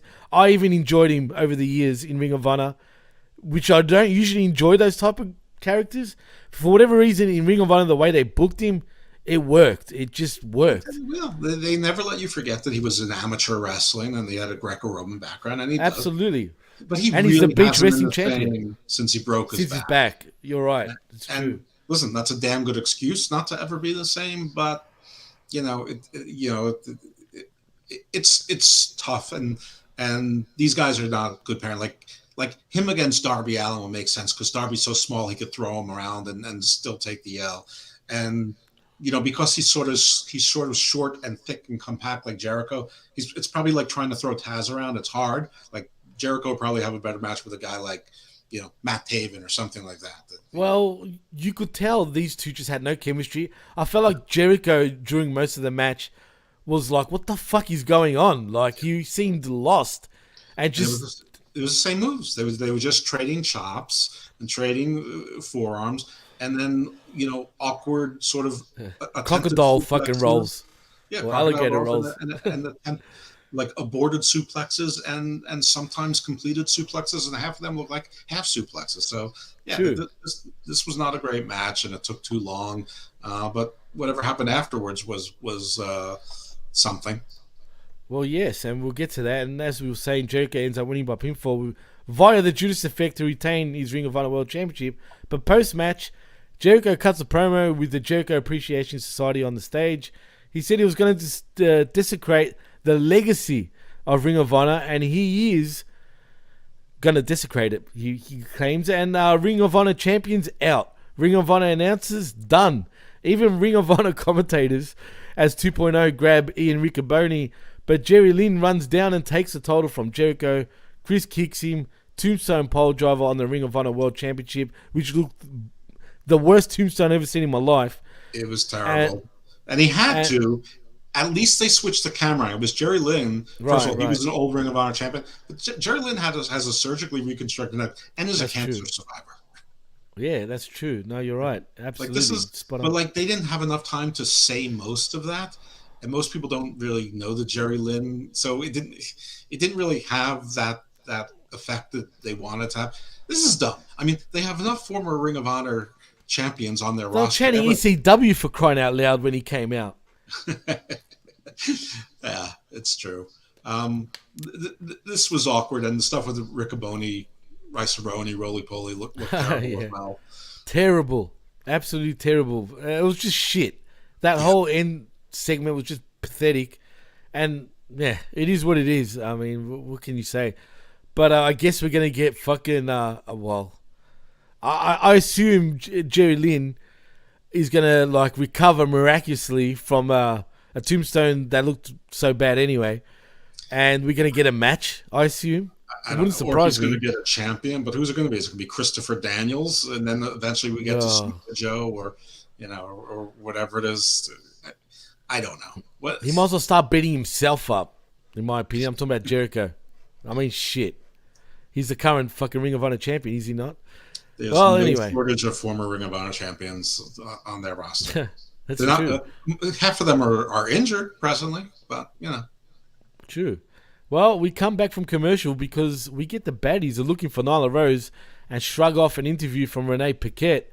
They walk up to Jade Cargill and Renee follows along, and Cargill says she's going to demand her belt back on Friday night and tells Tony Khan that if he doesn't make sure that if he doesn't, make sure she shows. She'll hijack the show if not. And yeah, Good, I'm all for it. 60 minutes of Jade and the baddies is better than what they normally put on Rampage. Well, at least it's something to kind of look forward to, right? I mean, yeah. Did her left eye look like it was swollen shut or something? I don't fucking know. Did it? I didn't notice. I don't know. Like her left eye looked like it was closed. I don't know. Maybe she had like a hair stuck in it or something. I don't know. Oh yeah, maybe I did notice that. I think it was something stuck in her eye. Either that, or she has a lazy eye. I hope not. I think she was wearing like a St. Louis Cardinals baseball jacket, which is sort of a burn on the Cincinnati fans, just like when Britt was wearing a Pittsburgh Steelers. Right. Jersey. Well, yeah, absolutely. Well, the Bengals are fucking pretty crap anyway, aren't they? They were in the Super Bowl final last year, yeah. So I mean, shit. Have they won a Super Bowl? I don't think they have. Have they ever won a Super Bowl? I don't think they have. No, they've never won. They lost one with the Icky Shuffle year. Ah, well, there you go. I think Boomer was quarterback from Maryland. Yes, indeed. Well, we've finally made it to the main event, Jeff. It's here. Yes, it is. And we've already spoken a lot about it, but here we are. As the match starts, Hangman comes out first. But Drew Moxley... Yeah. New champion of the botch. More like it, Mr. Hangman Adam Page. Anyway, Moxley makes his entrance, but Hangman attacks Moxley during his entrance and brawls with him out onto the floor. We get a straight suplex. Page with the moonsault off the balcony. As we go to a break, the match becomes official. It is Hangman Adam Page versus Jon Moxley for your AEW World Championship. The match is now active. Page is punching an open wound on Jon's head, and they return to the ring. Straight suplex, gets a casual 2 count, and then Adam follows it up with boots to Mox, to his feet in the corner, shrugging off chops, firing up, stomping his feet in the corner and asking for more. Turning Hangman around, chops and punches again. He does an Irish whip and it gets reversed. Fall away slam, keep up. Moxley's blood all over Adam's arm and he pops up and hits an ace crusher for some breathing room as a corner lariat into a mounted punches, biting Page's forehead, clawing Hangman's back. I hate that move, the claw on the back. Anyway, superplex and then that connects. Wrist clutch, stomping Hangman's head in looking for a cross armbar, but Page keeps his hands collapsed. And to block, Jon breaks his grip, but Adam scrambles and gets a foot on the ropes, and we go to another break. As we come back from commercial, we get a jockeying for position in the turnbuckles. Then we get an avalanche fall-away slam, but that still can't keep fucking Jon Moxley down. Then Page follows it with a rolling elbow. Max gets a German suplex. Mox, not Max, gets a German suplex. Adam to his feet. Then there's a discus lariat, big falling lariat from Jon, and both men are down and out. Referee Paul Turner then checks on Hangman Page and calls in the ringside doctor as Hangman isn't moving when Turner calls it, and that was the end. Jon Moxley wins by referee stoppage to retain the AEW World Championship. I just want to say, did the ref throw up the X? He did not. Another fucking thing that doesn't sit well with me, but anyway. Exactly. We'll see. They're supposed to throw up the X. Right, and if that didn't happen, then I'm not too sure. But anyway, what do you think of the match? I actually felt it wasn't that crash. I told you, it put me to sleep. I was in and out of consciousness during this whole match. The only match that made me feel that way until the ending. I feel like every match on this show tonight felt out of sync, slow, discombobulated. Nothing really seemed to flow. The closest thing to a flow was the promo battle between Regal and MJF, and what little I saw of Darby and Lethal actually flowed, even though I don't think it makes a lot of sense. But I didn't think anything in ring was particularly good. The talking segments were okay. Brilliant. The Acclaim stuff compared to the rest of the show. It was much better than anything. We didn't talk about the Acclaim thing. They're already doing the trademark versus titles match already. On Rampage this coming Friday. It's like what, a 1 week story or a 2 week story? Come on. And the storyline behind it, because they didn't copyright it, is so fucking dumb. Right, and it's a trademark anyway. At least get the nomenclature right. He took the time to put a fake trademark certificate. AEW, the gift that keeps on giving. But, well, yeah, post-match, we get William Regal coming out to the ring to congratulate Mox. Commentary then hypes up Rampage and next week's Dynamite at some length. Commentary then tosses to the ring like Moxie's going to cut a promo, but Turner raises John Moxley's hand and we cut back. Now we get a promo and John says he hopes Hangman heals up, but this is a dangerous game and you have to put it all on the line every time. And since he's on live television and he's out here and he's got a lot of energy and he heard somebody talking a lot of shit and they've still got some TV time, so if MJF wants to prove just who he says he is, he can get his little suburban ass down here right now. And then we get MJF storming to the ring with referee Bryce Remsburg and his fucking shitty ass chip. Regal gets in his face, but Maxwell Jacob Friedman gets in the ring in street clothes and takes his shirt off. Moxley then flips the double birds, but MJF bails and leaves the chip with Regal and sprints to the commentary desk for a microphone. He says, you want to talk about cutting corners and being a man? Well, once again, we always have to have the man, right? I mean, it's a weird obsession at this point, Jeff. Why are we always getting motherfuckers wanting to be a fucking man? And why is it, well, what is that? What do you know? My goodness. Yeah, my goodness. Anyway, he says, yeah, sorry, continue on. No, it's like it anticipates your needs. It's true.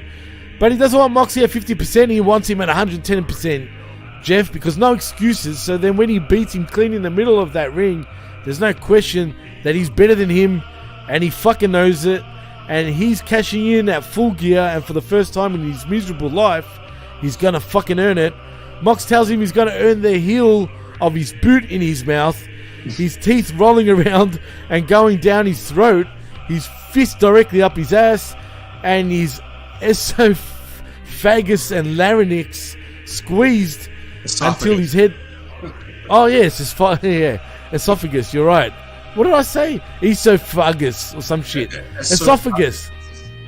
I don't know why I said that, but you're right. It is esophagus.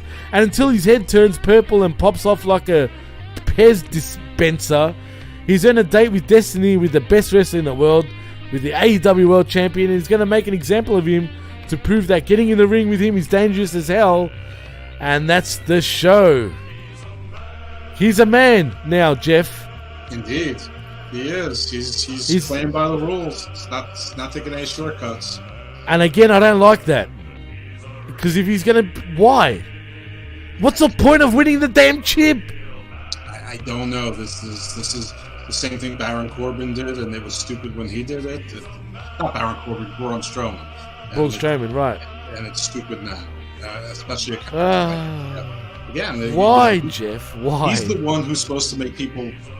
play his games, not the other way around. Exactamundo. And that's why if we get that stupid double swerve, I'm over MJF then. Fuck that shit. He should know better. He should know better to protect his damn character, especially if it's coming with that 2024 bidding war, right, with WWE. Then he should have nothing to lose. He shouldn't care about talking back to TK and protecting his actual fucking character. But it's clearly, still 2022. He still has time, and we don't know when in 2024. We don't know if it's month 1 or month 11. Good point. That's true. I know someone's contract is coming out in January 2023, and that's Kenny Omega. And what better way to bring him in during the Rumble? So exciting. So he was at Disney World today. He's taking pictures with all sorts of people looking the size of the small children. Really? Well, he looked like he's lost all the muscle mass that he built. No. He's in great shape. He's just not a very big guy. I mean, he's there with soccer dads, look like me, and then they're bigger than he is. Look, man, you can't deny when he's jacked, he looks good for his size, man. He's in great shape, but he's never been jacked. For his size, I consider him pretty jacked when he first came back. Brian Cage is jacked for his size. I mean, they're that's fucking anabolic jacked, like to the gills, man. Like, jacked still means one thing. And I'm worried for Brian Cage because, like you pointed out, his size. He's not that tall, but he's so steroided up, dude. He's got to be seeping fucking roids out of his pores. Oh yeah, you can get a contact pump just by being near him. Yuck. Yeah, I once sat next to him in a plane and I gained 15 Really? pounds of muscle mass. I thought you were being legit. That you were sitting next to him on a plane. Yeah, unfortunately, it's just been one calf, so it looked weird. You know what, man? I've always said I'm not the biggest fan of him, but the more I look at him, I think, how can you not fucking utilize him, though? Brian Cage, good question. Yeah. I mean, I don't understand. There's no way, there's no chance, even though he's been getting used more regularly lately, for no real reason, let's be honest. Mm-hmm. I don't see him sticking around. Surely he takes off once this year extension ends, right? You think? You would think so. I mean, unless this Ring of Honor, TV thing is going to be built around him, but I don't see how it is at this point since it's built around Jericho. So, I mean, at the moment, right? Maybe it worked. Maybe getting Jericho the championship is what got him over the line with HBO. But I'm not. Well, I doubt it. But who knows? You're right. Who knows? But I don't think. I mean, listen. Any source of information in wrestling is generally suspect. But that's true. My information was that WWE was not particularly interested in him. And I can see why, to be honest. And I think he's got an ego problem, personally. He just comes across like he's a bit of a whiner. Always complaining, maybe. Maybe I'm wrong, but that's just the impression I get. Yeah, but there's a lot of that in wrestling. There sure is. Well, Jeff, there was a lot to say on this episode of the Tuesday Title Tuesday Skirmish edition, live right here on YouTube, Facebook, and on Twitch. Please check us out all over there. But, Jeff, tell them where they can find you, man. There I am on Twitter. You can find me on these fine networks here. You can find me lots of times next to this guy right there. And Hammerlock Hangover with Big Daddy Cool Stephen Pena. We're going to record tomorrow night, so we're not going to miss another week in a row. Good stuff. Two weeks simultaneous. We're going to restart our record. Yeah. Well done, Steve. You're a good man. Good job, Steve. Well, it hasn't happened yet. So Hammerlock Hangover, Big Daddy Cool Steve Pena, right here on the PWC. And my non-wrestling podcast, Garden of Doom and Garden Views. And I just dropped over the weekend, Nazis and the Occult, and I just dropped seconds ago, interview with the matriarch of the night, Madame X, vampire, witch, nice. mistress of the night, creating the safe space and the safe place for all of the nightside creatures. Nice, beautiful. Looking forward to it, and it's already dropped on the PWC Network, Jeff. It has not been on the PWC Network just yet. And you've already dropped it, but not on the network, goddammit. Well, I got to do a lot of things to do with that, I got to get in there. Well, you got to get in there, Jeff. You know what I mean? You just got to get in there. You got to get in. No. Get it, got it. Good stuff. Well, if you want to follow me on Twitter, you can at the PWC Network and at DJ MassFX. Please like and subscribe at the pwcnetwork.podbean.com, where you can find all our shows, including mine and Jeff's. Sorry? I'm going to go to PWC right now. Right now, and then you will be able to check out Jeff's show. Also, like and subscribe at channelattitude.com with $5. You get to hear us talk all things AEW, more particularly on Friday nights, that is. And also at HaminMediaGroup.podbean.com, where you can find all our affiliate shows, including Jeff, Garden of Doom, also on Hamin Media Group. And the Blow Off Pod, the PW Hustle, and everywhere I might have missed. I'm sorry. In saying that, I'm Jimmy T. That's Evil Dose, Dr. Jeff Lippman, and I'm going to stand by. It's at work, damn it. Everything's at work. Peace. Well, Jimmy's doing the motto. He's staying evil, my friends.